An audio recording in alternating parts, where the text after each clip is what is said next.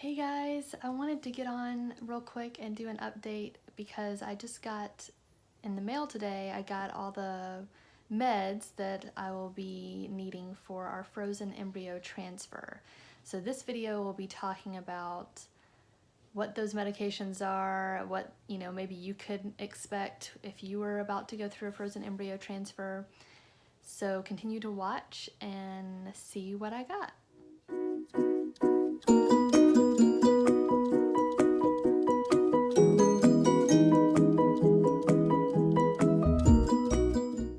Okay, so I'm going to start out with one medication that I've actually already had that I didn't get in this shipment today, but it is the birth control. So this is my first time taking the birth control for IVF because I didn't have to take it. I know a lot of people do have to take it before they do IVF, but my protocol was not doing that. So this is my first time taking that. I've only been taking it for 4 days, as you can see. I haven't had too bad of side effects. I haven't felt like emotionally crazy or anything like some people I've heard can feel. I do feel like I've had these headaches, very dull headaches, but I've had these headaches from this, and it's almost like I have this wave of it's like this pressure that comes and then it kind of goes away. And anyway, so it's not like an all the time thing, but I just feel like I've had these kind of somewhat consistent mild headaches since I've been taking this. But I basically will be taking this. So I'm going to give you my schedule because they gave me that as well. I'm going to be taking this until the 19th. So I started this, so that's February 19th. So I started this on the 4th. So it'll be like 15 days of taking birth control. And then I stopped taking it on the 19th. And then on the 23rd, I start taking another medicine that I got in the mail today, which is this one right here. It is the Estradiol. So these are a whole bunch of little pills. If you can see them in there, it's pretty full in there. But basically, this is how my protocol will be for this, is for the first 5 days. So I start taking this on the 23rd, February 23rd. For the first 5 days, I take one of these twice a day, in the morning and at night. And then after that, I'll do 4 days of taking 2 of these in the morning and at night. And then after that, I will do 5 days of taking 2 of these 3 times a day. And then at that point, they will see where I'm at. I'll go in for blood work and an ultrasound to see how everything's looking. I'm guessing my lining, if it's getting thicker and all of that, and it's in a good place. And then if everything is good on that day, then I will start taking the progesterone oil on March 10th.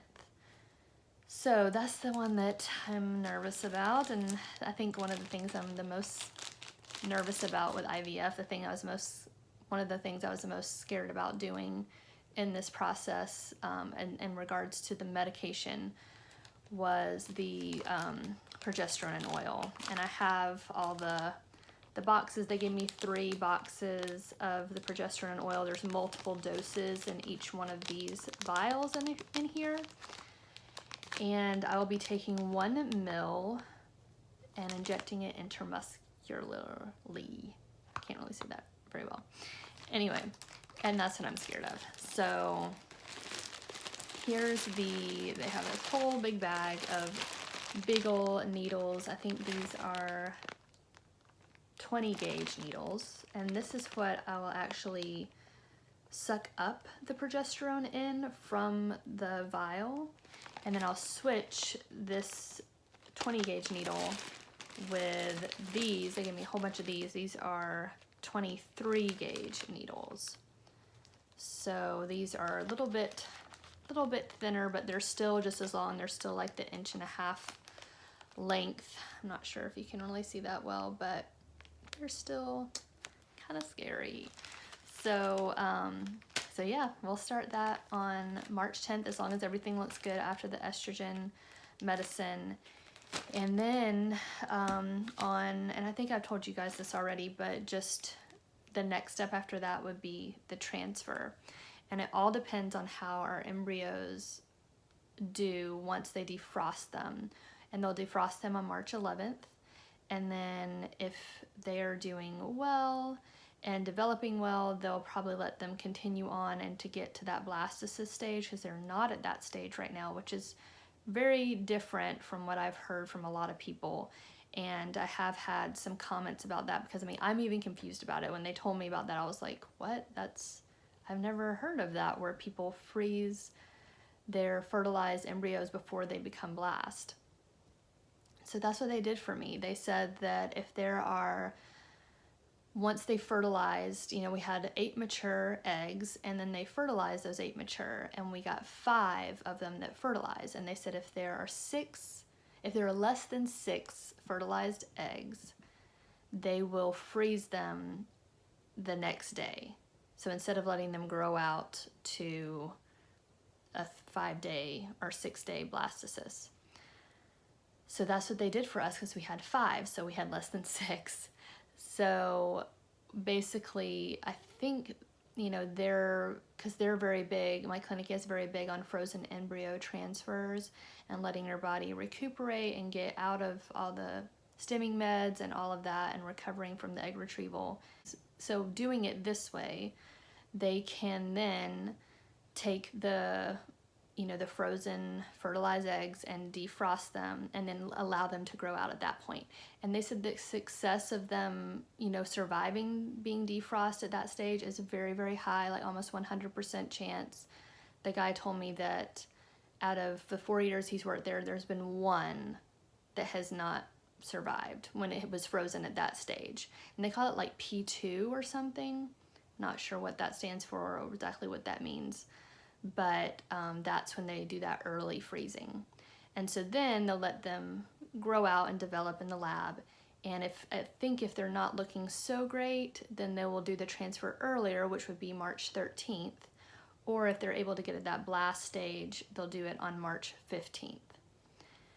So that's the plan so far. Things can definitely change depending on how I respond to the estrogen pills and all of that. But that's what we're doing so far. And then if we are successful, as most of you know who have been through this, or maybe some of you who don't know that you haven't been through this, the progesterone injections continue to happen every day in the first 10 weeks. So that's a lot. So I'll definitely have to get used to it.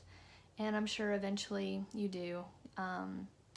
But they do scare me. So if anyone has any tips of what was helpful for you in doing those progesterone and oil injections, if you've done them before, I would love to hear your tips. Please comment down below and let me know what was helpful for you, because I've heard different things like, you know, putting something frozen on it, but then sometimes I've heard that maybe isn't good, or warming it up or putting some numbing cream or something.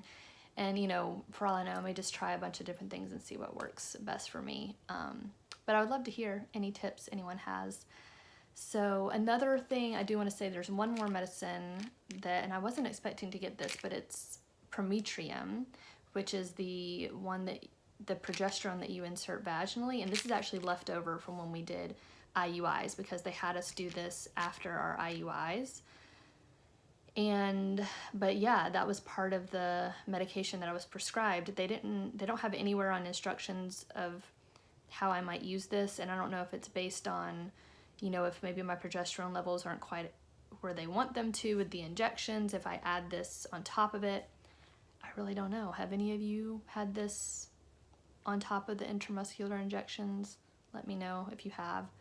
But yeah, I already had some, so that was nice. I didn't have to get any more, even though this is a pretty cheap thing for me. My insurance actually covers this. It's the only thing it covered. So this was like $10, but everything else, it didn't cover anything. So, but anyway, that's what I got. I also got another Sharps box, which will be great because especially with the progesterone and oils, I'm definitely going to be filling these up fast. Hopefully, if we're successful, you know, and then having to do it for that long. And I got some more alcohol swabs, so that's really helpful. And that's what I got today. So yeah, just wanted to update you guys on that and let you know what frozen embryo transfer medication haul looks like. So thank you guys so much for watching, and I will see you guys in the next one. Bye.